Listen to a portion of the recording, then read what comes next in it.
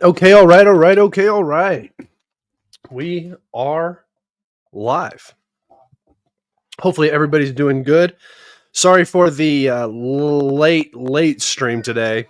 Sorry for the late stream today. I had a lot going on today, so no, the CIA did not get me, not yet, or maybe I've been CIA the whole time. Who knows? It's a whole thing. Let me just retweet my live stream. All right, we are in it. How's everybody doing? How is everybody doing? Greetings from Huntington Beach, here early for once.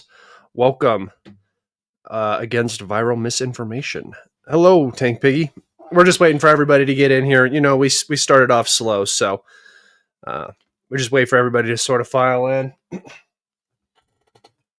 Some people like to be 1 or 2 minutes late to these things, so Tanner from South Carolina, how you doing, man?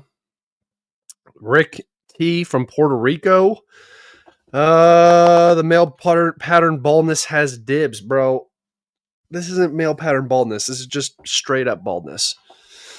Greetings from Kansas. Go Chiefs. You are the cis man with testosterone, Scott. Well, yeah, I guess.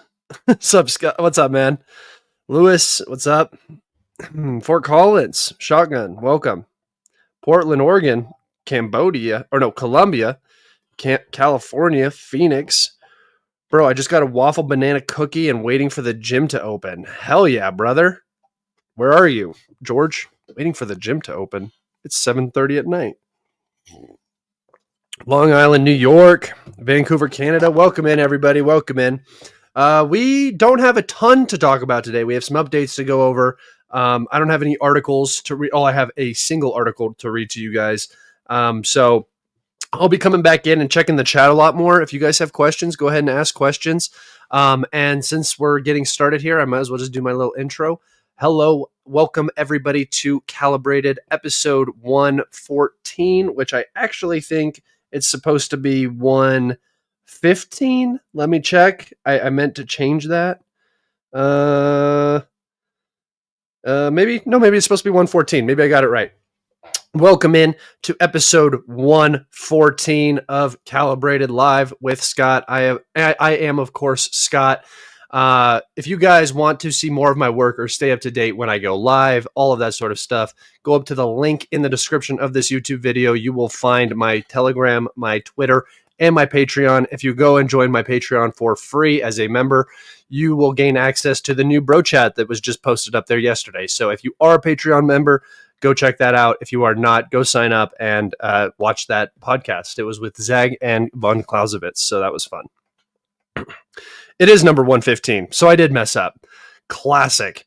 That will be fixed in post-editing, but for now, we are good. We have some news to get into, so I'll just go ahead and head over to the map. Remember, guys, like I said, if you have questions, go ahead and throw them up in the chat. I'll be coming back over and looking more frequently than I normally do. Okay, let's go full screen and zoom in. We'll start down here in the south. The Russian forces have increased their pressure over here on this edge of the Velika Ledge over here. So near Rivnopol and Novodorivka. If you guys remember, this was part of the ledge that was captured during the 2023 Ukrainian summer counteroffensive. This was sort of the security zone for the Russians. Nothing major, but the Ukrainians did fight over Rivnopol for quite some time. That has been recaptured. And as you can see, the Russians are now setting up the encirclement of Velika Novosilka, trying to cut the lines of communication from the west and the north. Once that is achieved, Velika Novosilka will be incredibly difficult for the Ukrainians to hold. And the first of three crossroad villages in the Zaporozhye/Southern Donetsk frontline area right here will have been captured. This is by far the most important to the current situation, the current happenings. If Velika Novosilka falls, the Russians will be able to progress up this road here and up this set of this string of settlements and progress into this open back line here that is what is supporting the entire eastern flank of the Ukrainian front line. So Velika Novoselka is incredibly important, and the Ukrainians have been talking as if there is a massive Russian grouping here just waiting for a go for quite some time. So be on the lookout for that. But as you can see, this is 9 square miles.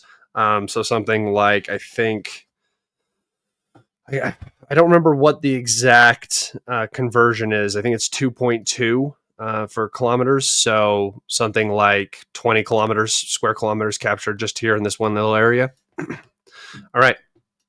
Moving out into the Kharkove pocket right here.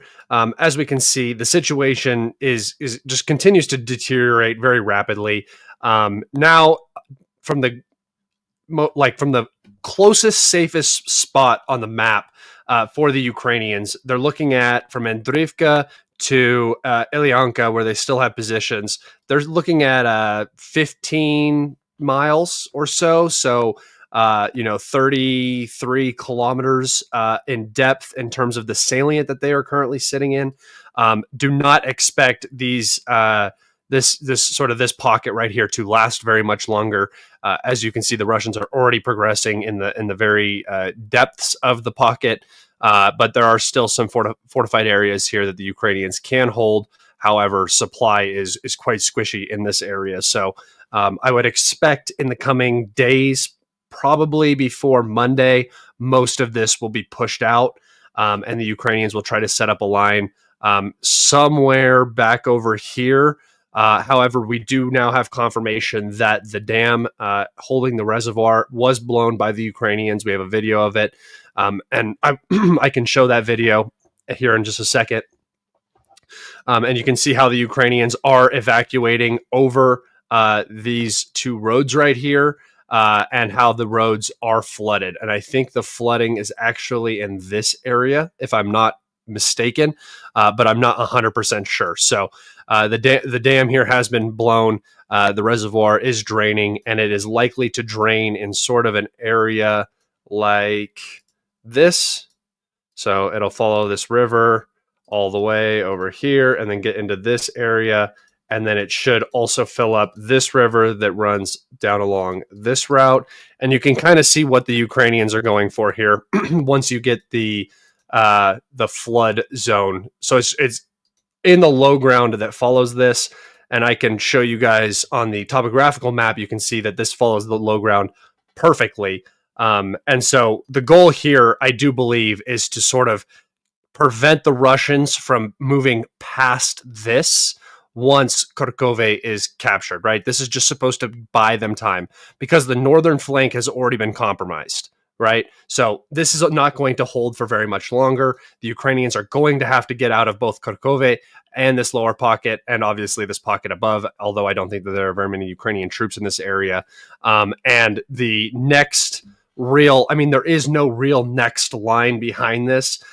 So blowing the dam will make this area incredibly hard to pass through and will at least buy the Ukrainians some time to set up defenses over in this area and just try to do something here. But the situation is getting so bad to the point where I don't know if the Ukrainians are going to be able to hold the east here in a short amount of time, just with how quickly this is all starting to develop. And I'm telling you, this is the real crux of the battle. Oh, my camera went out. Why did my camera go out? Hold on just a second. There it goes. I don't know why that went out. This is the real crux of the entire conflict right here. Kharkove has kind of become the new Ugledar. And as you can see, the situation in Kharkove is deteriorating rapidly. But once Kharkove falls, just like when Ugledar fell, there's going to be this massive expansion out from it. And that's what the blowing of the dam is trying to prevent.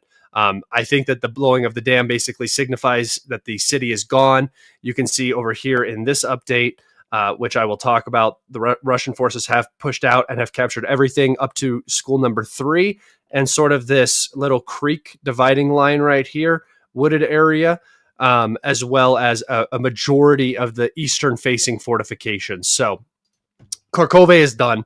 It's been penetrated. The battle is now in the urban fighting phase, except the Ukrainians don't have the reserves for an urban battle. They don't have the ammunition for an urban battle right now. And the logistics into the city are already being compromised from the north.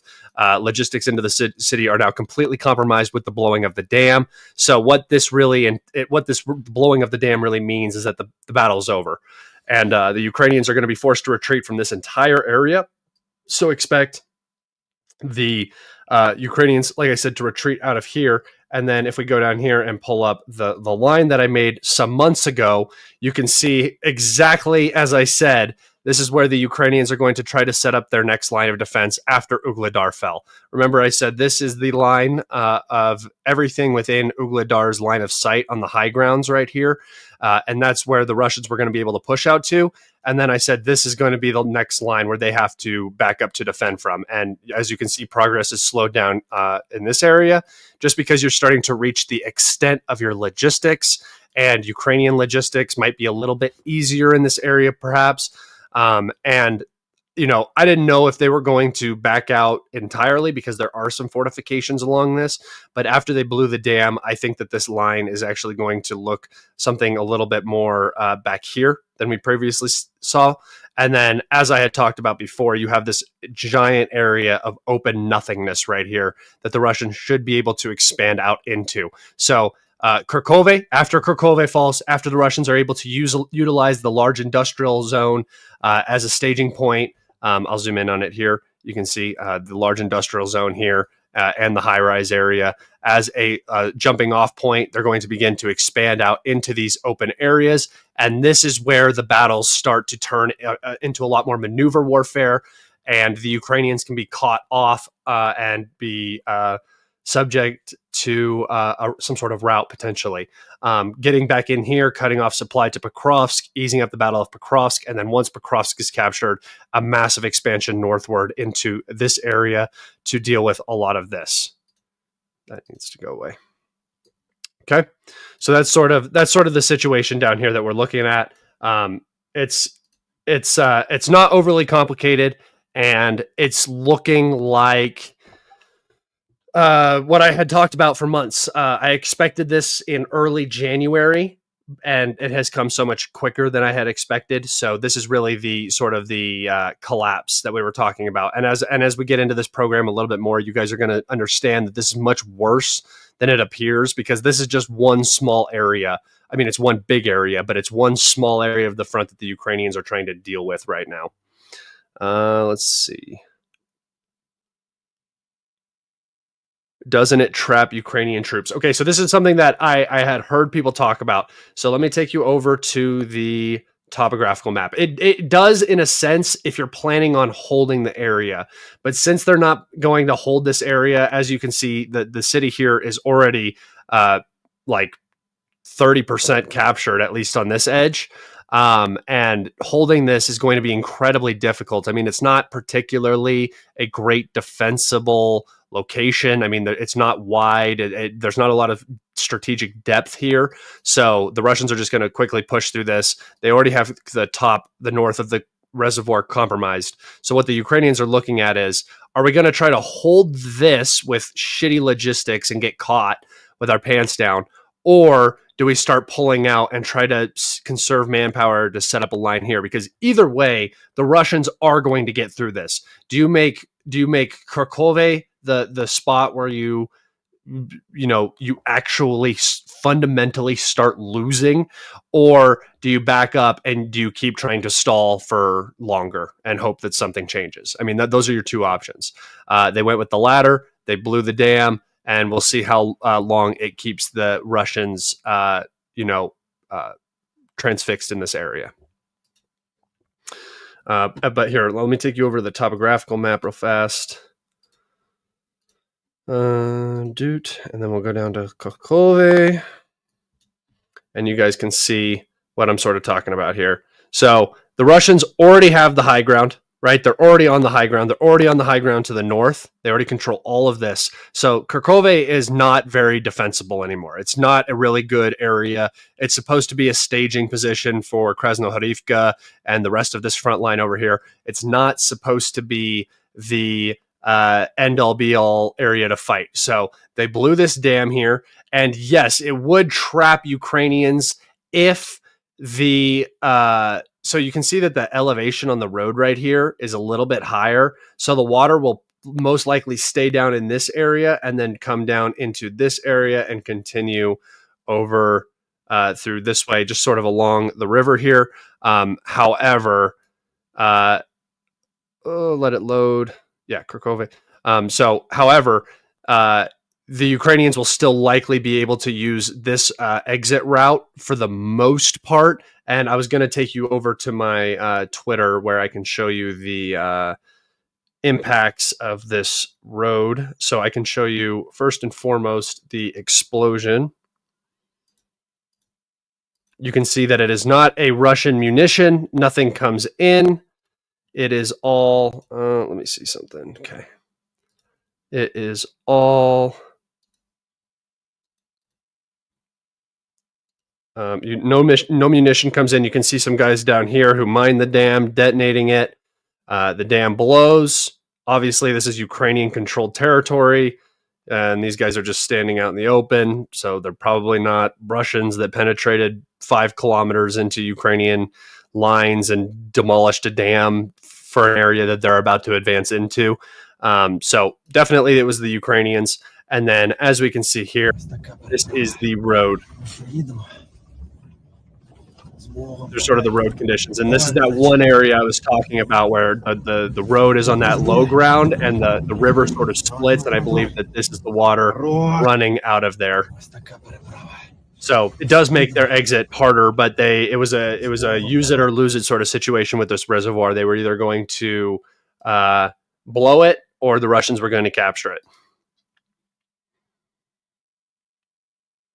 Remember, guys, this is going to ruin the ground conditions in this entire area. That much water saturating the ground is going to turn it into mud for a long time until it freezes. So maybe it means Ukraine has already pulled out. They are in the process of pulling out, yes.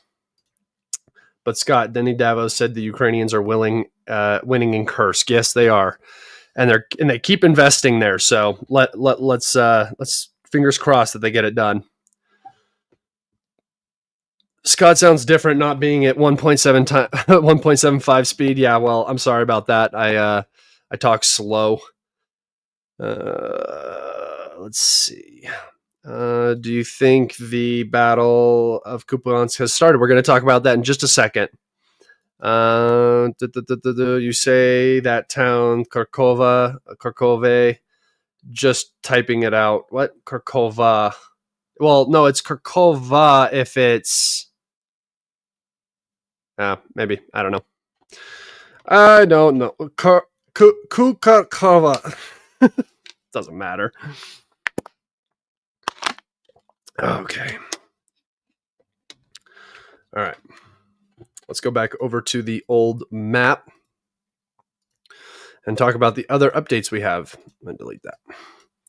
All right. So right here outside of Seladove, Russian forces have again advanced into Petrivka and along the railroad. I think it's a railroad right here. Yeah.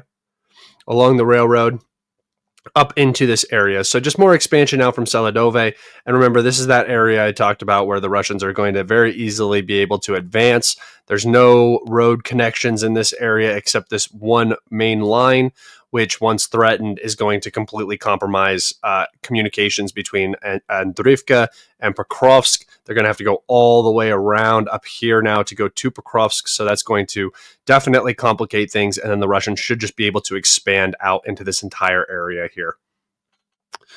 All right. We have one small little update from Toretsk. Russian forces have just moved up through this forested area here, right outside of Privnichi. So not still a ton of fighting going on. Toretsk is going to be completely destroyed by the end of this. All right. In Chasiv Yar, Stupochke, Klishchevka area. Here, remember, this is the most important territory around. The Russians have now crossed the canal and do have a foothold across the canal in a number of different areas. This bridgehead is now very widely expanded, and in the future, we should expect more Russian expansion out into this area, threatening Toretsk from the rear and really shutting down this entire area. And as Ukraine is dealing with Kupyansk and dealing with the south and potentially dealing with Zaporozhye, they're going to start to lose areas like Toretsk and very strategic or tactically important high grounds that they normally would not lose. I'm going to actually take us over to the topographical map again, just so I can show you guys, give you guys an idea of what is going on in this area. Donetsk, Bakhmut, Chasiv Yar. Okay.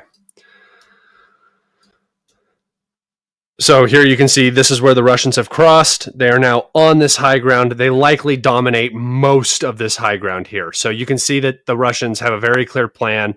Once they cross the canal, they're going to be on the dominant high ground, and then they're going to be just looking down on like Bilohora here and all of these little villages outside of Toretsk. They're going to put a lot of pressure on the supply lines into Toretsk, and then the battle for Toretsk is going to accelerate for the Russians.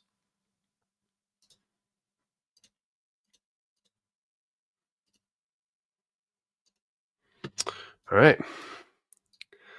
Now for the final update, and I don't have this as solid on my map, but the Russian armed forces were geolocated somewhere in this industrial facility right here, after a column armored assault just penetrated directly into the city. There are reports that they have made a foothold. I do not know at this time if this represents the Ukrainians leaving the bridgehead, which should be happening. But the Ukrainians aren't really seeming like they're going to leave anywhere very voluntarily. So this could also be something much worse, which would just be an organic penetration through Ukrainian lines in what should be the most defended area of this entire bridgehead. And it's, I mean, that the Russians just drove basically right down the main street into this area and now potentially have compromised this entire pocket. Not only compromised this pocket in terms of its logistics, but in terms of the Ukrainians' ability to withdraw, could be entirely compromised, especially because it is not a wild idea to think that Russian troops have made it to the bridge area here leading out of Kupyansk. So, this is only, I mean, it's less than a mile, right? You could walk this in 6, 7, 8 minutes. So there could be Russian troops in any of these buildings. This pocket could already be in a tactical encirclement right here, where the Ukrainians don't have an option to really leave besides maybe pontoon bridges over the Oskil over here or something like that. But this is what I've been talking about for a long time, and this is why the Ukrainians fought so hard to defend Senkivka. The Russians now have much more operational space, and now we should expect this bridgehead right here to close within the next 2 to 3 weeks, I think. I think that that's a very real possibility. Remember on my last episode, I talked about it, how this should have been closed. It makes sense for the Ukrainians to get on this side of the Oskil for a defensive line. But they're not going to do that for PR reasons. The Russians have now penetrated. If this stands, which we don't know if it has so far, but if it does, expect this pocket to be in dire straits. This could be the first real encirclement of the war, where you see Ukrainians crossing this Oskil basically on foot, swimming across. All right. I think that's it for my updates today, everybody. Awesome possum. Okay.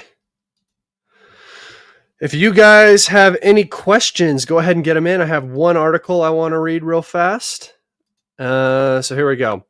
This seems like the most realistic idea. The Guardian is a UK newspaper, so take it with that bias in mind. Ukraine war briefing. Clear picture, quote, clear picture of imminent military aid after Blinken's talks, says Kiev. So I want you to really listen to how they're trying to make this seem better than what it actually is and what they're actually trying to say in the article. Antony Blinken briefs Ukraine's foreign minister in Brussels. U.S. Secretary of State calls for NATO allies to step up as Trump era looms. What we know on day 955. So already, U.S. Secretary of State calls for NATO allies to step up as Trump era looms. So from the current administration, you're already getting warning signs that the U.S. support role in Ukraine is going to be diminished, right? So first and foremost, that's what we're already talking about. That's not a good sign. Now we come down here. The Ukrainian foreign minister, Andriy Sybiga, said Ukraine has a clear picture, quote, of forthcoming military aid. So doesn't really say anything. It just means he understands what they're getting. That could be nothing. As he held talks with Antony Blinken, the U.S. Secretary of State, who is in Brussels on Wednesday, said, "We have a clear picture." Oh no, I'm sorry.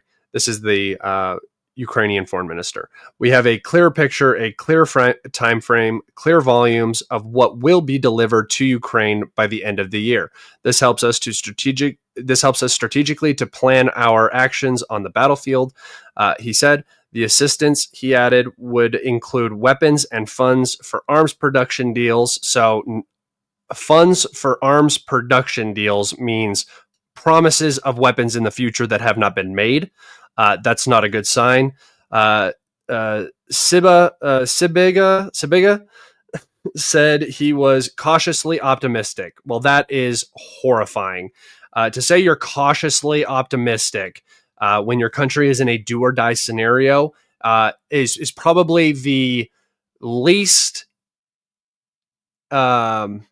the lowest amount of investment somebody can put into a lie to make the situation seem better than it is. So cautiously optimistic is not a good way of talking about it. After discussing with Blinken the possibility of conducting deep strikes on Russia. So this is still a common topic that's coming up in discussions. Deep strikes into Russia with NATO weapon systems, with NATO targeting.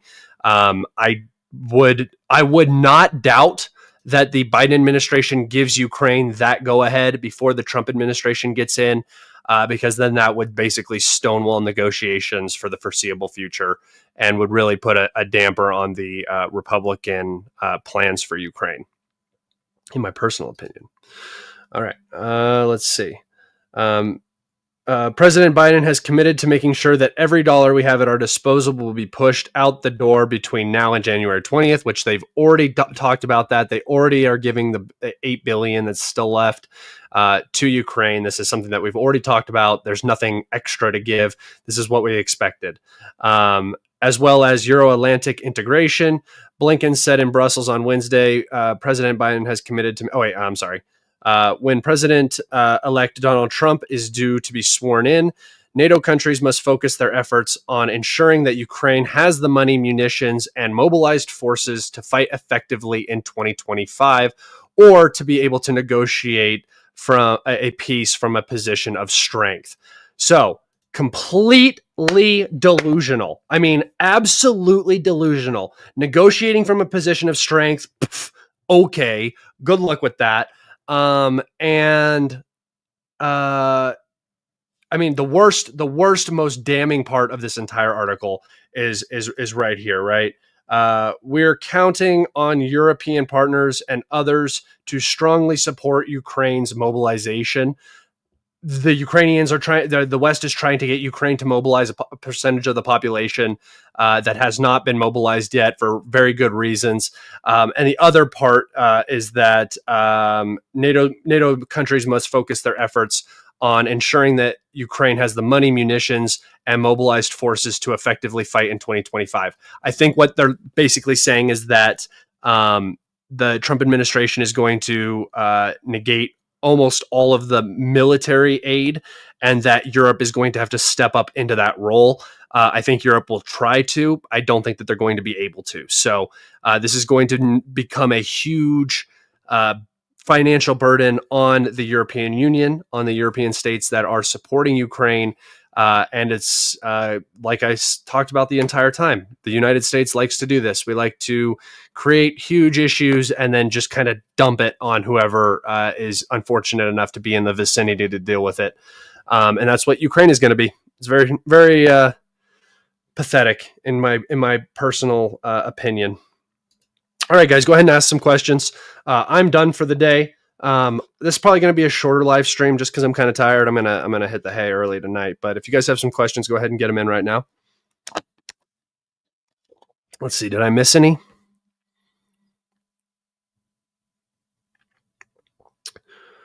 How long do you think it would take Ukraine to build a nuke? I don't think the Western partners want Ukraine to have a nuke, so I don't think they'll ever be able to build a nuke. I don't think they have weapons grade fissionable material that can go missing, I guess you would say, and turn into a bomb. I'm confident about this because nuclear proliferation is a really, really bad thing. And if the Russians figure out that the Ukrainians are trying to build a nuke, they will end this war in a completely different fashion from what you've seen so far, and it will not be pretty. So no, I do not think Ukraine will get a nuke. I don't think that they're able to build one. And even if they were, the Russians wouldn't allow it to happen. And the West also probably wouldn't allow it to happen. After taking Kurajove and the territories around, will the Russians go north to Pokrovsk, or could the Russians surprise us and march west? I think they're going to do both. I think that they're going to continue pushing west and create problems in an area where Ukraine doesn't have any stability, any defenses, any logistics set up, and also put pressure on Pokrovsk. I think you're going to see the entire Ukrainian military just sort of begin to collapse in on itself and become separated and not in communication, and just a litany of issues are going to start unraveling here as we get into the winter months. Do you think that Russia will launch some massive offensive in the near future? I think that they're not going to launch a massive offensive. I think that they're going to launch a constrained offensive is what I would say. An offensive that they can continue doing for forever. They're not going to overcommit. And I do think that that is going to be in the Zaporozhye region, the south. Is the situation in Kursk a stalemate? No, the Ukrainians are just feeding reserves into the pocket and trying to keep it open. And the Russians are letting them and destroying everything. The Ukrainians are continuing to take reserves from Zaporozhye, where they are warning of an intimate Russian offensive, and transferring them to the Kursk region. So no, it's just a bleeding wound. Thoughts on Marco Rubio being chosen by Trump? I think that every single pick that Trump has made so far has made extremely good logical sense for the position he's in. You guys got to remember that you can't have all outsiders in your administration. You won't get anything done. You have to still play the game. Politics is a game. So even though he has talked trash on Marco Rubio, he's talked trash on everybody in the GOP and whatever. I think it's a smart decision. And there's people that are obviously upset about it because of the implications with some of his picks in regards to Israel and stuff like that. But I don't think that's really going to change with either administration. So I think that the choices that he's been making so far have been pretty solid. I think that Marco Rubio will do a fine job in that position. And I think that he chose Marco Rubio because he now has trust in him. That's what it seems like. He's picking everybody who he's trusting, which I think is a great way to pick your administration. All right. Thank you for your answer. No problem, my guy. Thank you for your question. Do you think the Lions are going to see KC in the Super Bowl? No, I think the Lions are going to lose in the playoffs. But yeah, I think that they should. I think that they're probably the best team in the NFL right now to go up against the Chiefs. Cope. Literally just cope. Question. Can we get the legendary mascot of the show? Your great day. Oh, yeah. Here. I'll go get him. 1 second. BRB. My pillow. Yo, 80s. Come here. Come here, buddy. Come here. There he is. Look at the camera. Right up here. Look right up here. Hey, no. Come here. Come here. Come here. There you go. See? He's a good boy. He's a good boy. Big dog. Good boy. Go on. Out. Thank you. There we go. He is big. He is 140 pounds, and he's 6'4". He looks me right in my eyes when he gets up on my shoulder. Here, watch, I'll show you. This is cool. It's going to be kind of hard to see, but hold on, Hades. Let me move my chair real fast. This live stream is getting physical right now. I don't have a lot of room. Come here, Hades. No, this way. Come around. Come here. Come here. He's stuck. Hold on. Come here, Hades. Come here, big boy. There we go. That's hard for you guys to see, but he's looking me right in my face. All right, go on. Up. All right, I'm back. Oh, my camera went out again. There we go. Woo!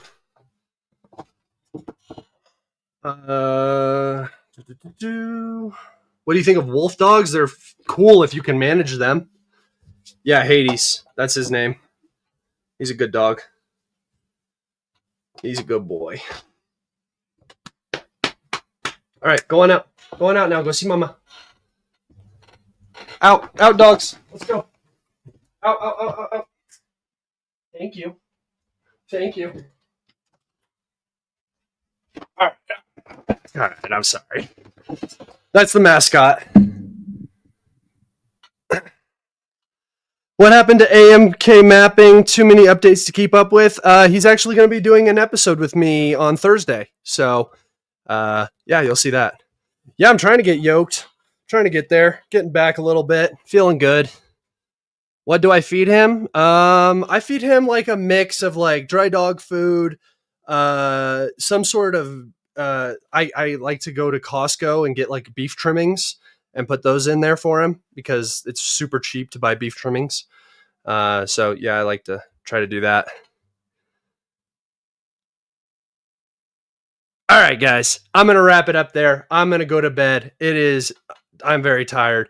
I will see you guys on the next one. Be sure to go check out that Patreon. That is where the video with AMK mapping will also be. That's where all my interviews are going to go from now on, is onto the Patreon. So go check that out.